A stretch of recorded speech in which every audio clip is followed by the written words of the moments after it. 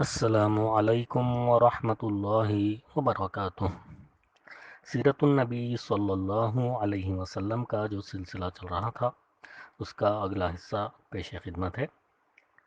اس سے پہلے ہم نے پڑھا کہ نبی کریم صلی اللہ علیہ وسلم پر سورہ مدثر کی چند آیتیں نازل ہوئی اور ان آیتوں کا کیا بہترین اور جامع مفہوم تھا۔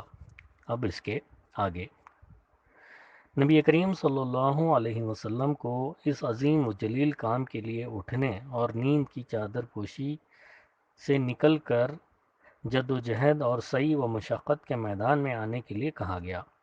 یا ایہا المدثر قم فانذر، اے چادر پوش اٹھ اور ڈرا۔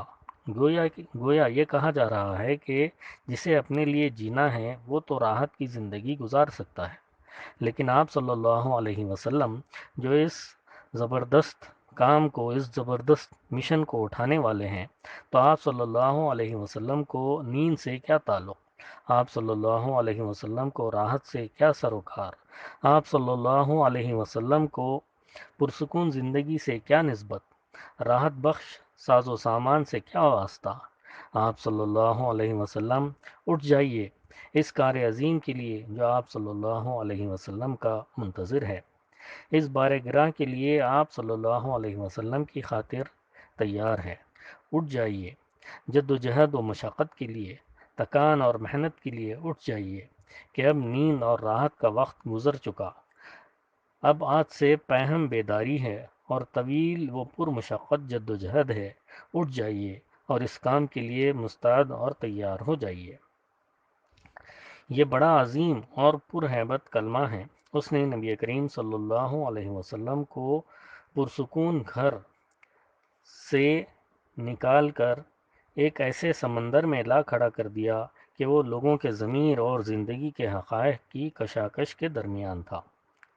پھر رسول اللہ صلی اللہ علیہ وسلم اٹھ گئے اور 20 سال سے زیادہ عرصے تک اٹھے رہے، راحت و سکون تج کر دیا۔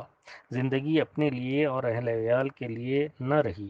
آپ صلی اللہ علیہ وسلم اٹھے تو اٹھے ہی رہے۔ کام اللہ تعالیٰ ہی کی طرف دعوت دینا تھا۔ آپ صلی اللہ علیہ وسلم نے یہ کمر توڑ بار گراں اپنے شانے پر کسی دباؤ کے بغیر اٹھا لیا۔ یہ بوجھ تھا اس روئے زمین پر امانت کبریٰ کا بوجھ، ساری انسانیت کا بوجھ، سارے عقیدے کا بوجھ اور مختلف میدانوں میں جد و جہد و دفاع کا بوجھ۔ آپ صلی اللہ علیہ وسلم نے 20 سال سے زیادہ عرصے تک پہم اور ہماگیر معرکہ آرائی میں زندگی بسر کی، اور اس پورے عرصے میں یعنی جب سے آپ صلی اللہ علیہ وسلم نے وہ آسمانی ندائے جلیل سنی اور یہ گراں بار ذمہ داری پائی، آپ صلی اللہ علیہ وسلم کو کوئی ایک حالت کسی دوسری حالت سے غافل نہ کر سکی۔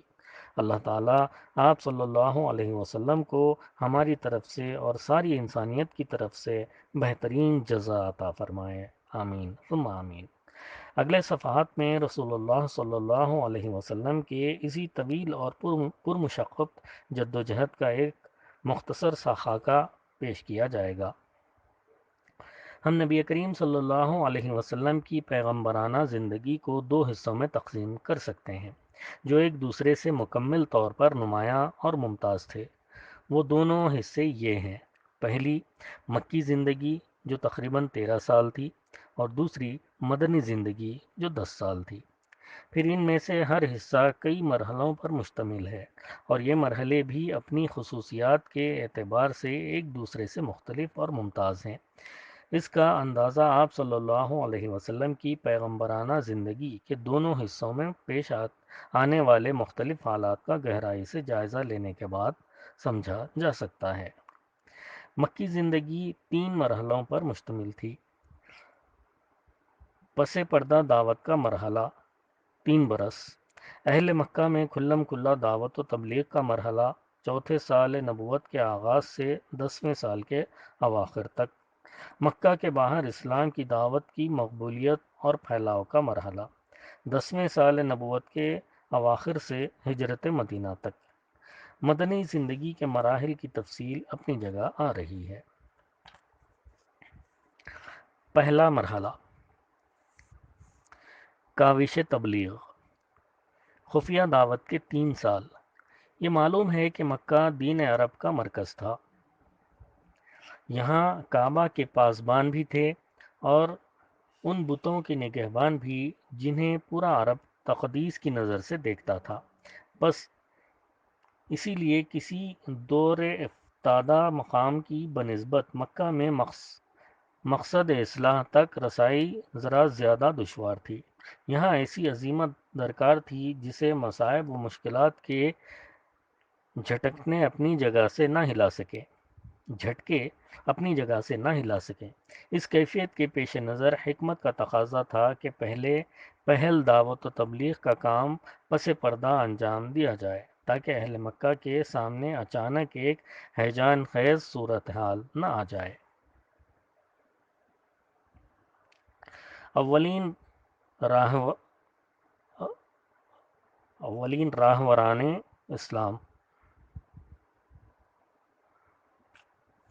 یہ بالکل فطری بات تھی کہ رسول اللہ صلی اللہ علیہ وسلم سب سے پہلے ان لوگوں پر اسلام پیش کرتے جن سے آپ صلی اللہ علیہ وسلم کا سب سے گہرا رابطہ و تعلق تھا، یعنی اپنے گھر کے لوگوں اور دوستوں پر۔ چنانچہ آپ صلی اللہ علیہ وسلم نے سب سے پہل انہی کو دعوت دی۔ اسی طرح آپ صلی اللہ علیہ وسلم نے ابتدا میں اپنی جان پہچان کے ان لوگوں کو حق کی طرف بلایا جن کے چہروں پر آپ صلی اللہ علیہ وسلم بھلائی کے آثار دیکھ چکے تھے اور یہ جان چکے تھے کہ وہ حق اور خیر کو پسند کرتے ہیں۔ آپ صلی اللہ علیہ وسلم کے صدق و اصلاح سے واقف۔ پھر آپ صلی اللہ علیہ وسلم نے جنہیں اسلام کی دعوت دی ان میں سے ایک ایسی جماعت نے جسے کبھی بھی رسول اللہ صلی اللہ علیہ وسلم کی عظمت، جلالت، نفس اور سچائی پر شبہ نہ گزرا تھا، آپ صلی اللہ علیہ وسلم کی دعوت قبول کر لی۔ یہ اسلامی تاریخ میں سابقین اولین کے وصف سے مشہور ہیں۔